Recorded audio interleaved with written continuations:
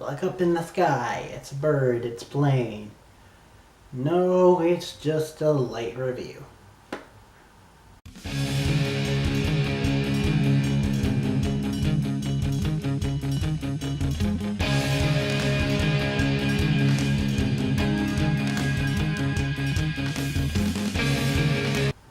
Greetings, geeks and geek girls. It is me. I am back for Supergirl. Yay, Supergirl's back. But, boo, it's on same night as Game of Thrones. Game of Thrones is kind of a big freaking deal. And it's its last season, so kind of want to cover it. So, unfortunately, that means that Supergirl takes a backseat for a bit. It'll still come out, but just late. Also, my Supergirl reviews are going to be maybe a little bit weird because I've watched Game of Thrones since watching Supergirl. So I'll try to get this done what I can. Pick up where we last left off. Supergirl is enemy number 1. And the president decides that he's gonna enact a nationwide curfew in order to get her. He is definitely not under Lex Luthor's thumb. And SuperAgentCorp is just all together and they're like, we don't know what the hell's going on, but it's probably Lex Luthor. Which they're not wrong. So they're like, okay, we want to go investigate Lex's cell. They go to the warden. Warden lets Lena and Supergirl go see his cell. We run into Lex's neighbor cellmate, Monty from White Collar. And he's kind of like their version of Edward Snowden. And he's not liking Supergirl. So this has Supergirl down herself. Then Lena starts reading Lex's diary because he left it there apparently to mentally torture her, and so she's not doing right. So she's like, okay, I'm not doing so well here. But the cool thing is, though, is Supergirl may be down on her, Kara may be down on herself, but when a girl's down on herself, oh no, we do not give up.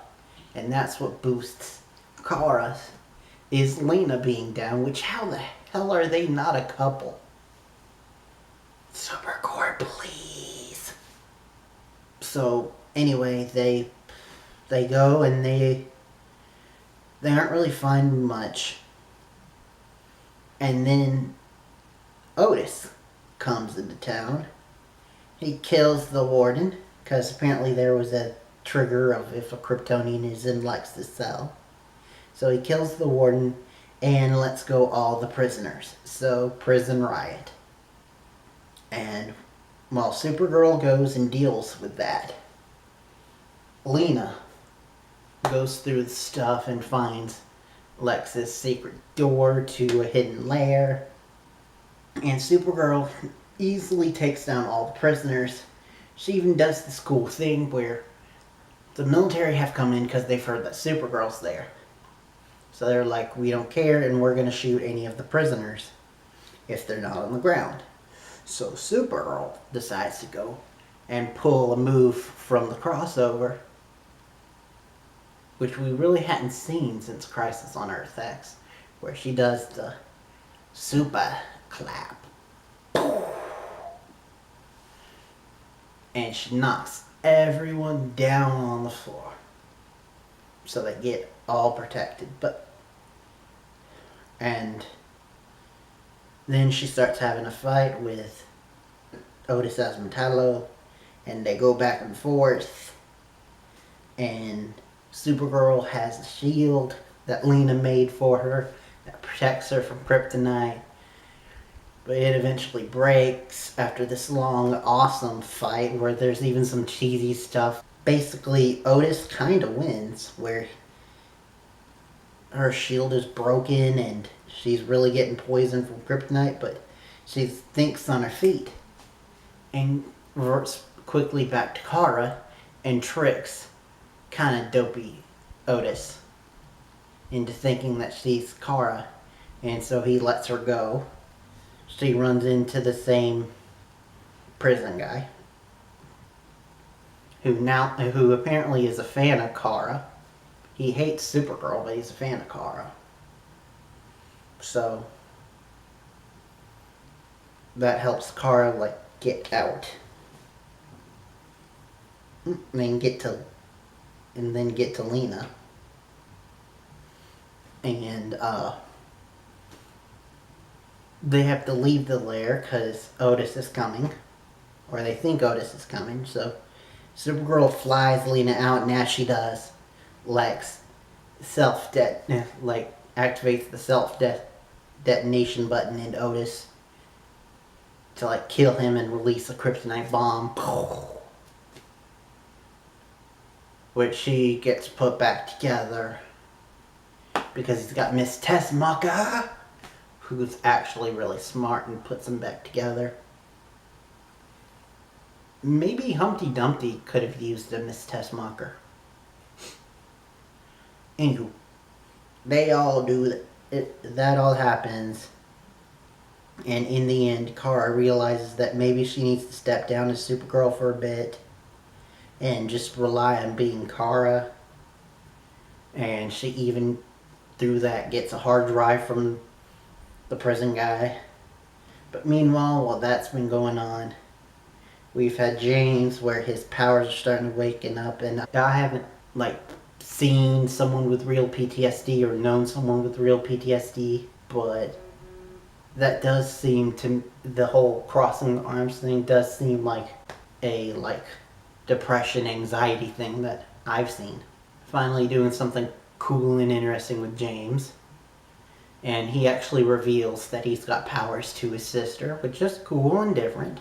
Then we got the whole Brainy Nia subplot where they're going back and forth. It's cute. Brainy's freaking out because he can get access to the list of all the aliens, and he's since the presidency and all is going all hard on aliens, do I want to delete it? And he's like, if I delete it though, that'll help the bad aliens who are on the list. So he's going back and forth, and Nia helps him through it. It'll be cool to see their journey further next week, where Dreamer is taking over for Supergirl as the town's protector. And the last story is just with Alex first trying to deal with Haley and going to actually James' sister, and we see more of the spark of them being an eventual ship, which I'm actually digging.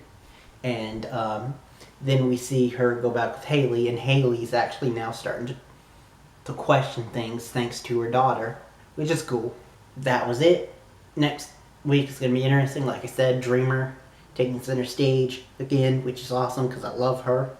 Thank you guys for watching. Next time you see me will be for the finale of Roswell. Oh boy, I cannot. Wait, no, sorry. Scratch that. Roll back. It's Legends of Tomorrow, the Avalanche episode, which is going to be equally as awesome and fuck. But anyway, thank you guys for watching. Till next time and beyond. Wow, went the whole episode without getting political. Wait, by me saying that, does that mean that it's now getting political? I don't know.